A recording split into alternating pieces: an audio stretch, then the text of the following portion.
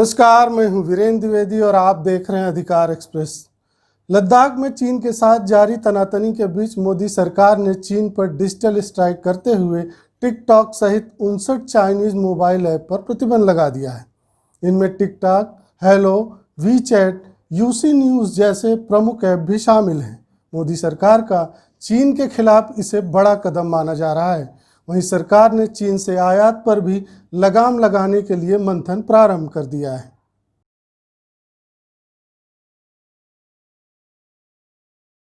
चलिए सबसे पहले हम आपको बताते हैं कि भारत सरकार ने किन 59 चीनी ऐप्स को भारत में प्रतिबंधित किया है।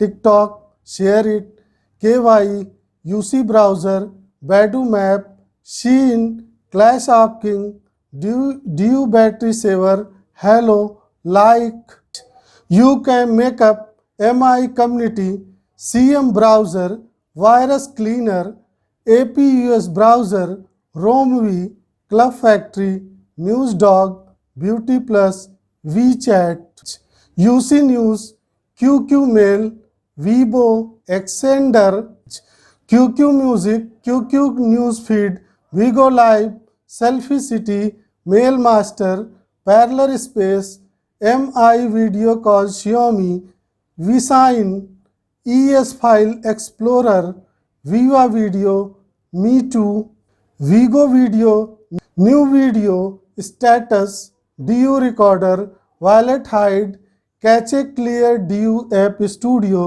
DU cleaner, DU browser, Hago play with new friends, cam scanner, clean master Cheetah mobile, wonder camera, photo wonder, QQ player, we meet, sweet selfie, Baidu's translate, we mate, QQ international, QQ security centre, QQ launcher, U video, V fly status video, mobile legends, DU privacy.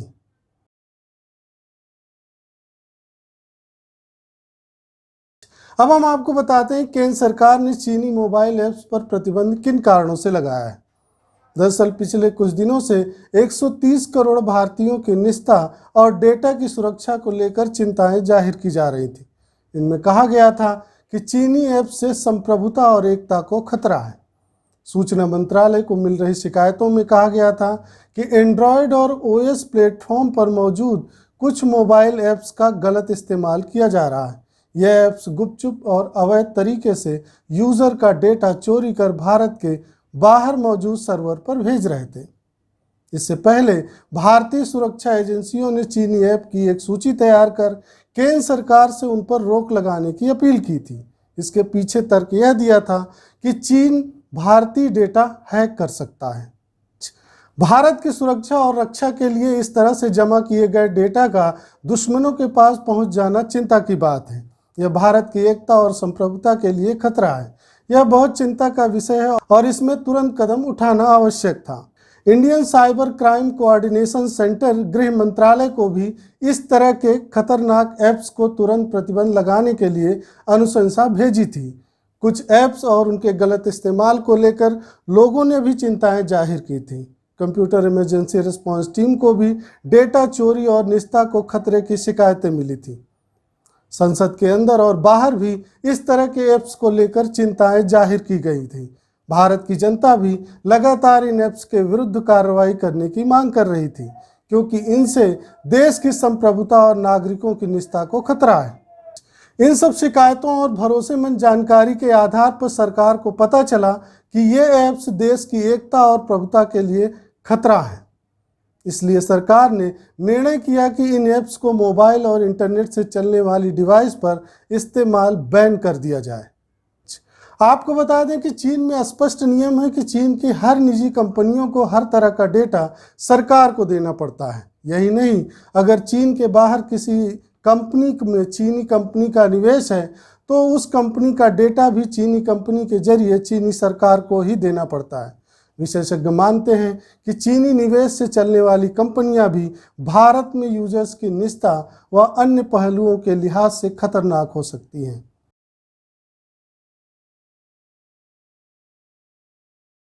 आपके लिए यह भी जानना आवश्यक है कि किस विधि यानी कानून के अनुसार केंद्र सरकार ने चीनी ऐप्स पर प्रतिबंध लगाया है। सूचना प्रौद्योगिकी अधिनियम की धारा 69A के तहत सूचना प्रौद्योगिकी अधिनियम के प्रावधानों के तहत इसे लागू करते हुए सूचना प्रौद्योगिकी मंत्रालय ने procedure and safeguards for blocking of access of information by public नियम 2009 और खतरों की आकस्मिक प्रवृत्ति को देखते हुए 59 ऐप पर प्रतिबंध लगा दिया है। सरकार के अनुसार इन 59 ऐप्स को ब्लॉक करने का फैसला इसलिए किया गया है क्योंकि उपलब्ध जानकारी के मद्देनजर चीनी उन गतिविधियों में लगे हुए हैं जो भारत की संप्रभुता और अखंडता, भारत की रक्षा, राज्य की सुरक्षा और सार्वजनिक व्यवस्था के लिए खतरा है। यानी इन परिस्थितियों में 69A का इस्तेमाल करके किसी भी कंप्यूटर रिसोर्सेज से मिलने वाली सूचना को प्रतिबंधित किया जा सकता है। यदि इस प्रतिबंध का पालन नहीं होता है तो 7 साल का कारावास और जुर्माना देना पड़ सकता है। हालांकि चीनी ऐप्स के इंडिया ऑफिस के लोग न्यायालय में जा सकते हैं, पहले भी ऐसा हो चुका है, लेकिन केंद्र सरकार ने कहा है कि यह कदम राष्ट्रीय सुरक्षा के तहत उठाया गया है, इसलिए उम्मीद नहीं है कि चीनी कंपनियों को न्यायालय से कोई राहत मिलेगी।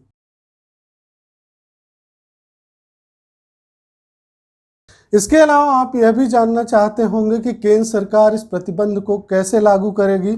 चलिए हम आपको बताते हैं।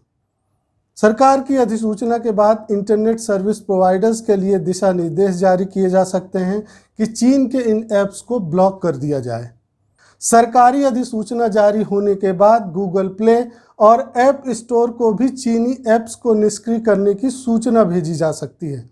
संभावना यह भी है कि यूजर्स को शीघ्र ही ऐसे संदेश मिले कि इन ऐप्स को नहीं चलाया जा सकता और ऐसे ऐप्स को आगे डाउनलोड भी नहीं किया जा सकेगा।